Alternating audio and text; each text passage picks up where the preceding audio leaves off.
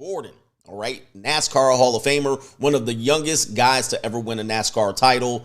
Jeff Gordon recently revealed that he's missing $30 million from his bank account because of his first ex-wife. Now, let me just say, this divorce is not a new divorce. This was a divorce that happened after 10 years of marriage with him and Brooke Seeley, I believe I'm pronouncing her name right, where it was revealed after a less than 10-year marriage, Jeff Gordon was originally thought to have lost only $15 million in this particular divorce. But he revealed that this divorce cost him double that. Now, here's the details here. Jeff Gordon, as you guys know, probably not a big fan favorite for the most part during his racing career. He dominated the NASCAR track. Everybody remembers his car. He had the little rainbow. I believe it was a DuPont car. I might be mistaken, but I'll put the picture up just so I can confirm whatever you guys are saying that I'm wrong about. But anyway, other than his personality, which is not the best lovable personality, he has done a lot philanthropically, all right? He set up his own pediatric cancer foundation, and he even opened up his own children's hospital. So whatever his character was on the track, off the track, he seemed to take care of his business. Now, in this situation, let's go ahead and talk about what Brooke Seeley requested. Now, you guys got to understand, Brooke Seeley married him after he got his racing career started. It was at the beginning, but he was already a well-established name by the time she showed up. And of course, she was all up in the pictures, all up in the videos, kissing, dancing, come to death row. All right. I always have my death row moment here, my Suge Knight moment, but sometimes it set itself up. But in this divorce, she tried to get her greasy hands on a lot of things, and particularly she sought alimony. All right, we all know that they always going to seek alimony, and some woman is always going to say, well, that goes both ways. If she had the money, he would get the alimony. Well, let me just tell you, 93% of the alimony paid in this country goes from husband to wife. The 7% of the time that it goes from wife to husband, she kicks and screams, all right? All these women, Kelly Clarkson, Mary J. Blige, Halle Berry, kicked and screamed because they had to pay. What about Britney Spears? But that's another thing. Let's talk about what Brooke requested here in this divorce. 2 luxury cars, plus the alimony, and use of the soon-to-be husband's private jet. Now, does he get a couple of pieces of that peace leave when you're done? Why is it that she wants to access all of his resources, but she's not going to open her legs and give him the resource that he actually was getting from her? Pretty much the only thing that she was doing. Other than that, she also wanted exclusive use of the $9 million oceanfront house in Highland Beach, Florida. Nope. All right, no, you're not getting all that. What is wrong with you? See, when they separate, they want to have the lifestyle that they were accustomed to, but all they were doing is doing monkey double backflips on him, and I guarantee you she was trying to still make him pay for that. Now, some of these women out here, they only get with you because of your resources, and these are some of the things that we try to counsel men about. You got to watch out what type of deal you're making with these people. Sure, you got money. It doesn't make you not be a simp. Status doesn't make you immune to some of these games that they play. It actually makes you a bigger target. So when I tell you some of these things and you guys are not where you want to be in your life, you're working towards it, you're trying to live the free agent lifestyle, and then you're like, well, when I get my life right, when I get my money right, when I get my status, I'll have access to better women. And what you're going to have access to is apex predators. And these women are really trained to be as vicious as they can to some of these men, despite the fact of what he might have cheated on her. So what? But I know some women is like, what are you talking about? What do you mean? I mean, he cheated on her. But look, while he was cheating on her, she had a private jet, she had 2 luxury cars, and she had her life paid for living in a $9 million oceanfront house. So she was still getting what she needed from the marriage. Now, she also says she wanted Gordon to pay for all the housekeepers, the chef, and the maintenance bills. Bro, why did you just stay married to him? I mean, look, so he had some road tail. So he had some tail on the road. You could have had all of this stuff, but now you got to use the court system to extract all of these resources from him and still maintain the life that you were accustomed to. While he gets kicked to the curb, he loses everything just because he dipped his baloney pony in the company ink. Guys, this is why I tell you marriage, the system needs really big reform. The problem is it's never going to be reformed. Let me just tell you something, guys. It's never going to get there. The only time that it's going to be reformed is when you see these statistics, these stories affect 50, 60, 70% of women.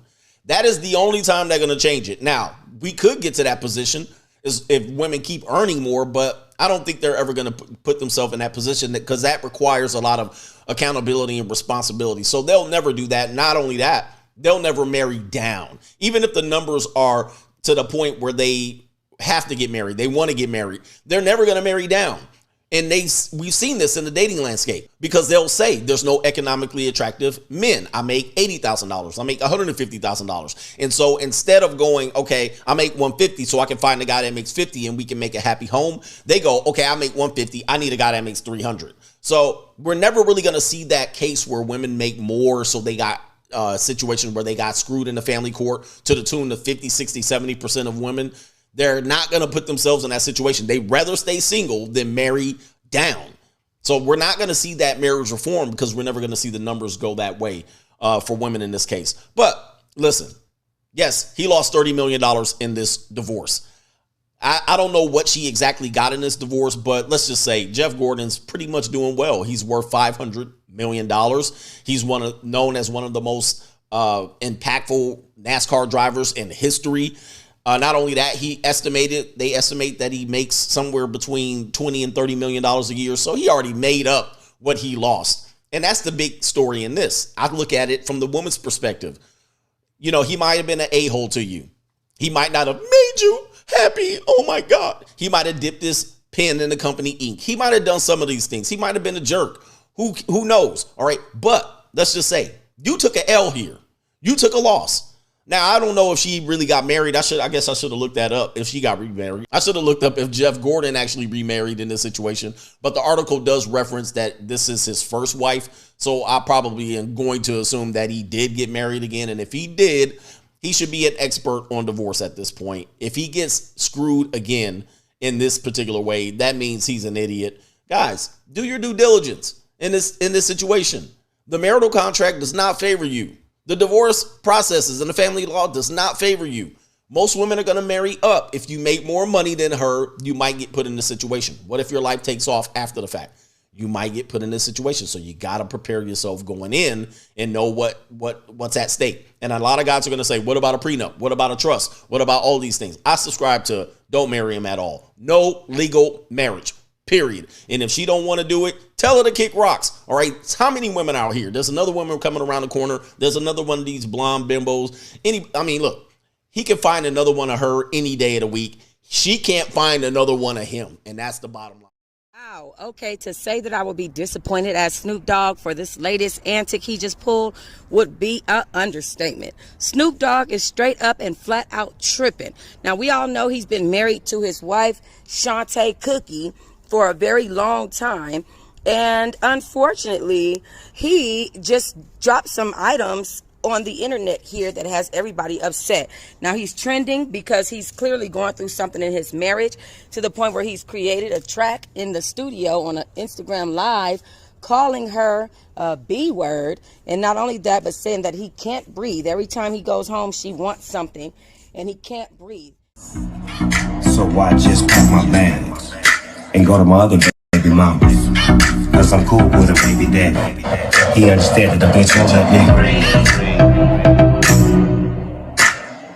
Bitch, I can't breathe. Every time I go home, she wanna hit me with something.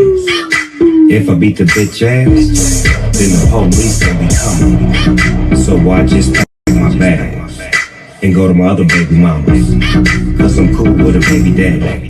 He understands that the bitch won't let me breathe. Bitch, I can't breathe.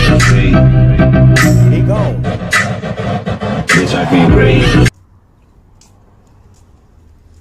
So yeah, like I said, to say I'm disappointed is an understatement. I think Snoop Dogg was about one of the only dudes in the rap industry, him and Dr. Dre, who both were like married and really showing us good examples of how to be in the industry. You know how to roll when you are a family man in the industry. And that got shattered. Like now we have this thing with T.I. We have this thing with Dr. Dre and now Snoop Dogg. It's jacked up, dude. Even the baby done left his baby mama and he ain't even been in the game for 20 years. My God. Amazon founder Jeff Bezos will likely still be the world's richest man after his divorce from his wife Mackenzie is finalized.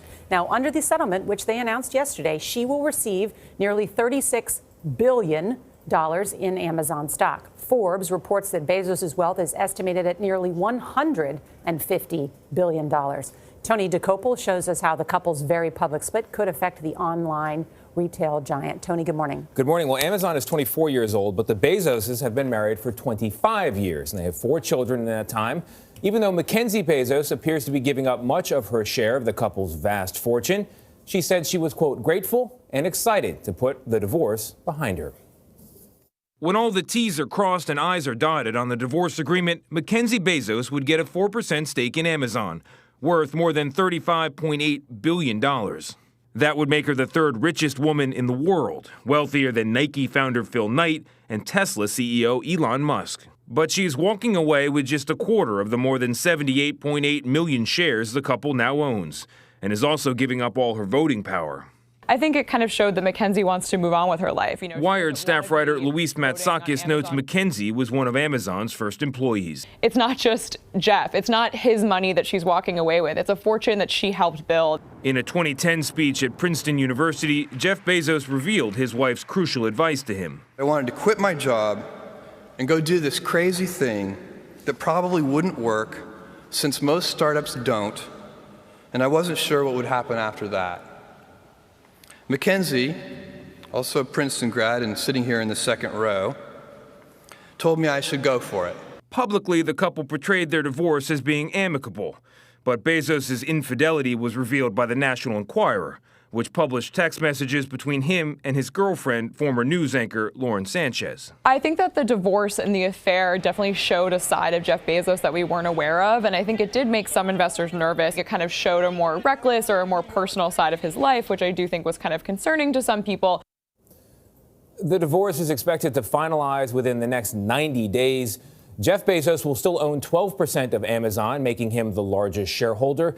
Mackenzie Bezos will give up her claims to the Washington Post and the space exploration company Blue Origins, both of which were owned by her husband, Jeff. I like that we're reporting $38.8 billion. The 0.8 is worth $800 million on its own. I know. I guess it's some consolation when you come out on the short end, but the short end is $35 billion. That's how you go from embarrassing front page of the National Enquirer to excited, happy, looking forward. No, but wish them both well. They've both released statements about the end of their marriage. Yes. They're both very kind and gracious to one another.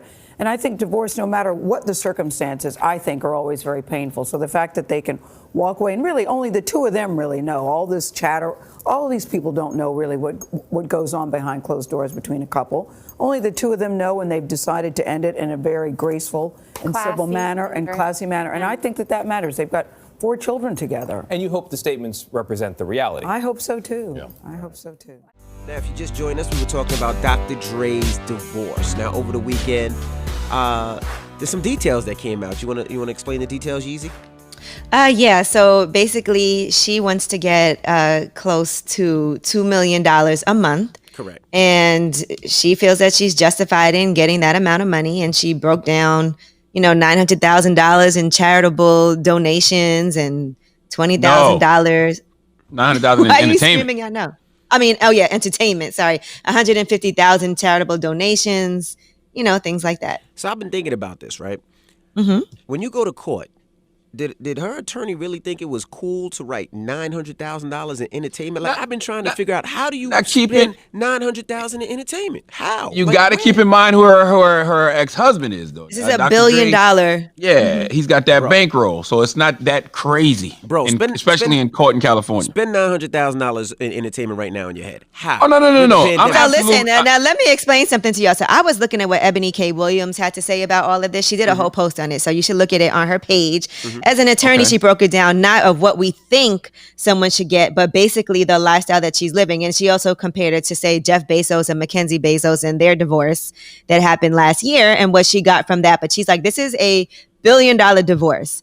And so basically it's whatever the couple is accustomed to. She also talked about the fact that it's happening in California, and anything that they made from the point that they got married moving on is their money because it's a community property thing. So she discusses, like, for instance, the cell phone. She said, let's say they both have matching cell phones that has diamonds from De Beers on it. She said a court would look at that and say, well, that's what they're accustomed to. So it's whatever she was accustomed to in the relationship. Whether or not we think it's right or necessary is a different story, but legally, what is she able to get is something different. And what is the good sister Ebony K. Williams is absolutely right, but I just have questions. I need to know what the hell is $900,000 in entertainment. I need to know where are even when it's not COVID, where are you spending $900,000 in entertainment? What's so goddamn entertaining? If it's not COVID, you could fly different places. You got to fly private to different things. You could spend $900,000. That's easy a month if you got it. Yeah, maybe she flies private. And entertainment. Yeah, you could fly to Broadway to go see a play and then fly your ass back. That's so or maybe she wants to. Yes. Maybe she wants to hear some music on the beach, and she wants to hire Earth, Wind, and Fire to come perform. Lord have mercy. But what about $60,000? But if that's what they spend every month, like, who knows what they spend? And then what about $60,000 in education? I was confused. She's an attorney, correct? Yeah, but maybe for the kids, maybe for further education. No, but they could still be going to school. That doesn't mean you don't. She might still be going to school. That might be the entertainment part of it. You know what I'm saying? She bored. I ain't got nothing else to do but go back to school to get another degree. Okay? $150,000 in charity. Explain that. I'm giving you all of this money. You're already getting $2 million a month. Don't you got enough money for charity? It's $125, Charlamagne, not $150. Or $125, whatever. Well, maybe what it is normally they give a certain amount to charity, and she still wants the part. I mean, I'm just going from the legal aspect of it, which Ebony broke down very nicely. You can't take my money to maybe give if they away. normally say they both together, because it is their money, But right? take part Once of the they got married, maybe every year he donates $2 million. So that means she still wants my blessing. half of that. That is Andre Young's blessing. But it's their money, right? Once they get married, it's their money. You taking the money that they earn together. Okay, what about $10,000 a month in laundry, and then how much in new clothes? Yeah, you kind of, with that amount of money that you spend on clothes, you don't need to do laundry. If I'm spending $10K in laundry, I don't need to buy no new clothes. You got plenty of clean clothes. Another thing that Ebony pointed out is maybe Dr. Dre's not even mad about this. We're mad, right? Everybody watching this is like, because look at Jeff Bezos. They had a very amicable divorce, and they still, send each other love and blessings and all of that, and worked it out. He's moved on. She's moved on. Y'all comparing Jeff Bezos to Dr. Dre. Okay, if Dr. Dre, if Jeff Bezos broke up with Dr. Dre's money, he'd kill himself. Okay, no, he wouldn't. A famous Chris. That was a famous. You crazy? You worth $1 trillion, and you wake up and you only worth $1 billion. All right, well, let's go to the phone lines. Hello. So we're talking about Dr. Dre's divorce. What do you think? Is it excessive? What's your comments? What do you think? What's your opinion? I think that we're looking at it through regular people's eyes, and as a millionaire, I think it's really easy to rack up the private jets, the 5-star hotels, the luxury villas, and everything. Well, and me and my regular millions. Income spend a lot on traveling, so I'm sure What's your name? Dr. Dre What's your name again? and me, Sandra. Yes. Sandra, I've never been called broke so sweetly. He was just like, we're looking at it through regular people's eyes. But that's exactly what Ebony was saying. This is $1 billion divorce we're talking about here. It's not $1 billion. Yeah, maybe you're right. Absolutely. Like, they can just go through money like water. I mean, it's possible. Okay. So basically, Sandra, we need to act our wage and mind our goddamn business and let rich people do what they do. Okay. Absolutely. Like, we can talk about coach vacations and, 3.5-star vacations, and they can coach vacations. It's kind of like what Chris Rock said. If you make it $30,000 and she want half, then that's a different story. But if you were $30 million, right, and she want half, well, you'd be all right. Well, thank you, Sandra. As we watch Johnny on The Tonight Show, he often makes divorce asides and jokes. How are you dealing with that when you were one of the butts of those jokes? Well, but you've got to remember something, Eileen. There's something called kidding on the square. Divorce is very painful for Johnny. He's a very sensitive man, a very caring man, and that is not a good thing for him. It doesn't feel right. So he jokes about it because it's better to laugh than to cry. He's really a Midwesterner. He is. He's a little boy from the Midwest, very high moral standard, very private man, very shy, very, very shy, and very misunderstood by a lot of people. Weren't you quoted recently as saying that you were still in love with him? I still care about Johnny very much. I mean, he was one of the biggest impacts on my life, along with Truman and Howard Hughes, and he's very special in my life. So I still care about him, and I care about what happens to him and what is happening to him, and we still stay in touch. So we have a good relationship. That is terrific. Johnny married his second wife, Joanne Copeland, in 1960. He was the host of the game show Who Do You Trust?, and Joanne was a Pan Am stewardess. When Johnny began to suspect that his wife Joanne was cheating on him, he became obsessed with finding out for sure. He asked his lawyer, Henry Bushkin, to go to the apartment where he believed Joanne and Frank were meeting secretly to get some proof. Well, Henry didn't want to do it, but Johnny gave him no choice. Henry found Joanne's lingerie at the apartment, and Johnny took it hard. His wife's affair led him to go on a drinking binge with Ed McMahon. The relationship between Joanne and Frank didn't go anywhere, and eventually Frank married Kathy Lee Gifford. Johnny, of course, loved women. He was married many, many times, and during his divorce from his second wife, Joanne, his lawyer told him to stop because he'd be forced to pay a significant divorce settlement. But Johnny didn't listen. He bought her luxurious gifts like a Rolls-Royce and an apartment at the Pierre and plenty of diamonds. All the gifts in the world, though, didn't keep her happy, and the marriage ended. She was fine. I went out, cut all my girls off. I said, that's it. I'm getting married. This is it. Gonna be me and her. I was so happy. And I went out and I went shopping. And I was waiting on the line. And I saw the Inquirer magazine while I was waiting on the line. And I saw Johnny Carson on the front page. It was a picture of him like this. Then I said, what's up with Johnny? I turned to the inside story. And his wife was on the other page. And she was like this.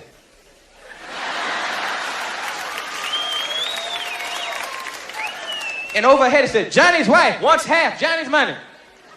I turned that shit back to Johnny.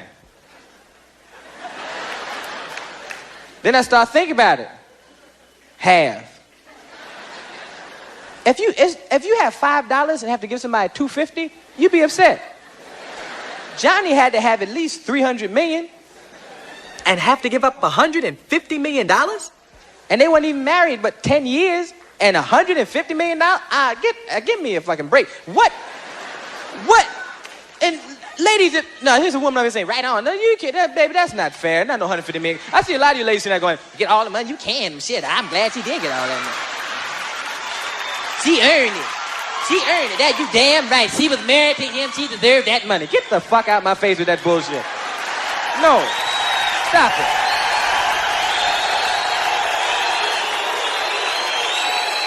No, don't get me wrong. If you marry somebody and neither one of you have anything and you build $300 million together, you deserve half. But Johnny was $300 million in when they met. And I'm quite sure she knew.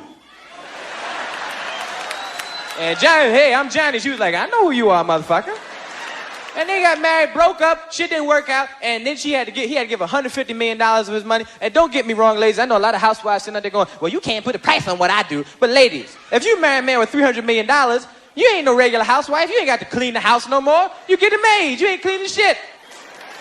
You marry a man with $300 million, you ain't cooking no more. You eating out. You marry a man with $300 million, you know how a lot of housewives got to get jobs on the side to help make ends meet? He got $300 million, the ends are meeting like a motherfucker. What you gonna do, get a job at a boutique on the weekends and shit? Say, here, Johnny, I made $70. Put that with the rest. Now we have $300 million and $70. Because I want to do my share. No. All you have to do, you marry a man with $300 million, is fuck your husband. That's it. That's your job. Fuck your husband. That's it. That's just fuck your husband. You fill out a W-2. They say, what you do? You say, I fuck my husband. That's it.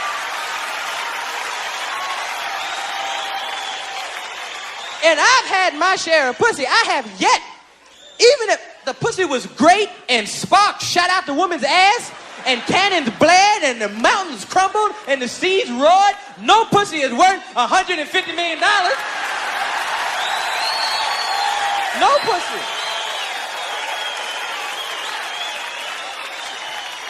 I like to meet some pussy like that. Put the shit on layaway. That shit scared the shit out of me. Half? I was petrified, man. You know what's real scary is that American women in the 80s have become very business conscious. Y'all the most resourceful and the most business smart women on the planet now, in the 80s. And it would be an asset to us as American men if you weren't so vindictive. Because the two don't match. It's like, and then what's really fucked up is that y'all are the most loving people. American women are all off into this romance, want to be romantic, and they generally fall in love with you. Now, love and money do not mix. The shit don't mix, especially you got a business smart woman and the love and shit. You go up to a woman and say, baby, I never met anybody like you before in my life. I never met anyone like you either. Why don't we be together? Why don't we be together? Baby, will you marry me? I thought you would never ask. Well, before we get married, why don't you sign this prenuptial agreement?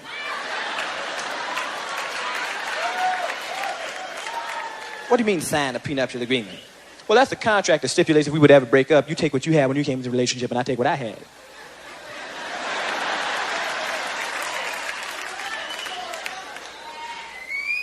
First of all, I don't give a fuck who you are and what you have, okay? You got a whole lot of motherfucking nerve gonna ask me to sign a contract to show you that I love you. First of all, there's nothing that a man can do for me that I can't do for myself. I got a job and I don't need shit from you. You got a whole lot of I love you. You got who the hell you think gonna tell me to sign a contract to show you that I love you? If I need something, I can go to my family. My family takes care of me. You got a whole lot of men hear all that shit and we be like this. Okay. We don't need no contract. And you don't get a contract and get married without one. And the shit don't work out. And you break up a year later, she's sitting around in the kitchen by herself, man, trying to figure out a way to get even with your ass. Like, I can't believe that motherfucker did this to me. After all the shit I did, he gonna make it. All the thing I did for that motherfucker, make me do this to me. Well, shit, I don't get him and his fat bitch can kiss my ass. I don't get shit about either one. I don't know. He got a whole lot of nerve. I don't want shit from him or her, and I don't care. You know something? You know what? You know what? Half. I take half his shit, and they'll get it. They'll get you half your money, your house, your car, alimony, child support, and your children. You'll be on the cover of the Inquirer like this. So be careful. I start having nightmares. I was waking up in the middle of the night like this. Ah! Eddie met Nicole at the NAACP Image Awards. He told People magazine that he turned to his accountant and said, "Her I would marry tomorrow without a prenuptial." Within just a few months of meeting, Nicole got pregnant. His old hookup, Paulette McNeely, gave birth to his son in July, and Nicole gave birth to his third child, Bria, in November of 1989. At first, he was excited to start his life with the former supermodel, and he couldn't wait to celebrate Bria's first Christmas together. He told author Pierce O'Donnell, "I wanted to have a kid with Nicole because I was in love with her." When you love someone, you want to be with them also, right? Eddie also made it clear he had no intention of ever marrying her. He said he didn't want to run the risk of falling out of love and having to go through a divorce. By the time their daughter turned 2, Eddie began shifting gears. He started to find the duties of fatherhood more fulfilling than anything else going on in his life. On Christmas Eve 1991, when Nicole and Bria were visiting his New Jersey home, he proposed with a huge rock, and she said yes. In 1992, Nicole revealed she was pregnant with Eddie's 4th child. And although they were engaged, the comedian was dragging his feet on the way to the altar. During an interview with the New York Times, he proudly displayed a gold bracelet that had N and B charms on it for Nicole and Bria. But when it came time to discuss wedding plans, he played coy about a possible marriage. She gave birth to their son Miles. They finally got married in front of 500 guests at Manhattan's Plaza Hotel. 5 kids later, in August 2005, she decided to end things after 12 years of marriage. A few months after filing, she had reportedly moved on and was spotted hitting up every hotspot in town with a guy named Alan Daniels. She received $15 million from Eddie when their marriage came to an end. She was also given the Sacramento mansion Eddie bought her. She would later put it on the market for $6.5 million and purchased a huge 9-bedroom house in Calabasas. Her new fortune didn't last long, though. When the news reported her $15 million settlement, she was contacted by Troy David Stratos, a man she had known since they were both teenagers. He promised he would help her increase her wealth by investing her money overseas. However, he had ulterior motives. He told her he knew of Middle Eastern royal families who were interested in purchasing her Sacramento mansion. And he convinced Nicole to lease luxury Rolls-Royce and BMWs to make the property more enticing to buyers. Troy was then able to live in Nicole's house rent-free and use the vehicles as his own. In the end, she lost a total of $7 million. Nicole and former NFL player Michael Strahan reportedly started dating in 2007. In February 2009, he was convinced Nicole was creeping around with Universal Records exec Demetrius Spencer. And he was right. Using the excuse of business trips, Nicole and Demetrius allegedly flew out on exotic getaways to the Caribbean and Mexico. When she and Demetrius reportedly took her Range Rover into the dealership, Michael had allegedly placed a hidden device in her car to track her location. The New York Post reported he barged into the dealership yelling and screaming, ripped the tracking device off of her dashboard, and stormed out of the place. 3 months later, they flew out to the Bahamas where Michael proposed with a stunning canary yellow and white diamond ring. And just like her engagement to Eddie, Nicole and Michael weren't in a hurry to pick a wedding date. Their relationship was a mess most of the time, and a source told E! News that during the last 2 years of their romance, they were on again, off again. In July 2014, she told Michael she was going to Punta Cana with her girlfriends. However, the paparazzi caught her cuddling and locking lips with former basketball player Jim Jackson. Initially, a source told TMZ it was just a coincidence that Nicole and her good friend Jim just so happened to be at the same resort at the same time. Sound familiar? A second statement was released by Nicole herself, who told TMZ she and Michael were on a break when she hooked up with Jim. Next, it was Nicole's turn to be suspicious. When she thought Michael was dating another woman, she decided to end things once and for all by announcing their breakup in August 2014. On the exact same day, he was being inducted into the NFL Hall of Fame. As for the massive engagement ring he gave her, she told Wendy Williams she kept it because she deserved it.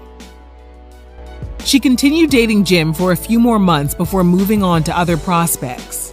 In 2017, she was spotted leaving a Migos party in Houston with Odell Beckham Jr. And in April 2018, she was photographed on a lunch date with Akon's brother, Boo. In January 2019, she was spotted leaving a wine and cheese establishment in Beverly Hills at 1 o'clock in the morning. And guess who was leaving right around the same time? Carmelo Anthony. The Daily Mail published the photos. The website believed Nicole and Carmelo were there together, but they assumed they were trying to throw off the paparazzi by leaving at separate times. When Nicole was asked for a statement, her publicist said she and Carmelo just happened to be at the same place at the same time. Are you noticing a pattern here?